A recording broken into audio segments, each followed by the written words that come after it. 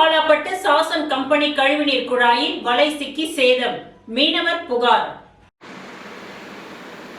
புதுச்சேரி பெரிய காலாப்பட்டு ஆனந்தன் வீதியில் வசிக்கும் சேகர் மகன் கார்த்திகேயன் மற்றும் அருண் ஆகியோர் கூட்டாக நேற்று 16ஆம் தேதி புதுச்சேரி மீன்வளத்துறை இயக்குனர், மாவட்ட ஆட்சியர், சுற்றுச்சூழல் துறை உறுப்பினர் செயலர் ஆகியோரிடம் புகார் ஒன்றை அளித்துள்ளனர்.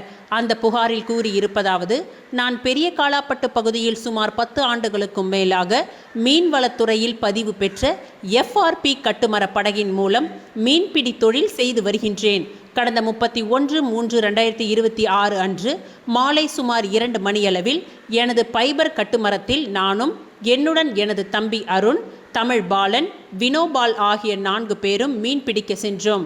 கனகசெட்டிக்குளம் ஊர் எதிரே 5 மீட்டர் ஆழத்தில் காணாங்கழுத்தை மாப்பு மீன் பிடிக்க இரட்டை வலையை சுற்றி வளைத்து இறக்கினோம். எனது வலை நீரோட்டம் காரணமாக தெற்கு நோக்கி சென்றதை அறிந்து வலையை வேகமாக தூக்கினோம். இருப்பினும் சிறிது நேரத்தில் காலாப்பட்டு சுடுகாடு பகுதி கடலில் உள்ள சொலேரா கம்பெனி கழிவுநீர் குழாயில் சென்று வலை சுருட்டி கொண்டு சேதமானது. சேதமான கிழிந்த பாதி வலை மணியுடன் கடலில் சென்றுவிட்டது. இந்த மீன்பிடி வலையின் மதிப்பு ரூபாய் 40,000 ஆகும். இதனால் எங்களுக்கு கடுமையான பொருளாதார இழப்பு ஏற்பட்டுள்ளது.